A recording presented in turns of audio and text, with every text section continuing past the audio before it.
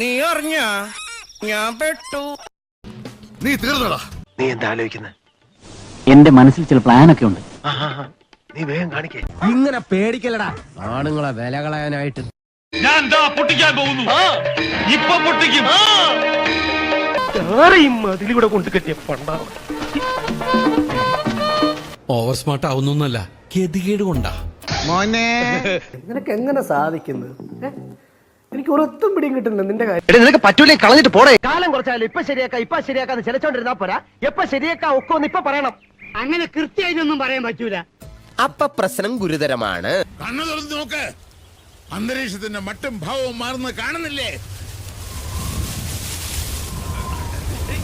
എന്തോ വരാൻ പോകുന്നെന്ന് എന്റെ മനസ്സ് പറയുന്നു. സ്കൂളിൽ പഠിക്കുമ്പോ ഡാൻസിനും പാട്ടിനും ഒക്കെ ഞാൻ മിടുക്കിയായിരുന്നു. സമൂഹ ഗാനം വരെ ഞാൻ ഒറ്റയ്ക്ക് പാടിയിട്ടുണ്ട്. അന്ന് എന്നെ സിനിമയിൽ അഭിനയിക്കാൻ വിളിച്ചതാ. അന്ന് ഇതുപോലെ തടിയൊന്നും ഇല്ലായിരുന്നു. സീലിംഗ് ബ്യൂട്ടിന്നാ അന്ന് എന്നെ എല്ലാരും വിളിച്ചിരുന്നത്. ചത്തോന്നറിയാൻ വന്നാണല്ലേടാ. താഴ്ത്തുനിന്ന് എല്ലാരും പറഞ്ഞ അങ്ങോട്ട് കേറണ്ടാണ്.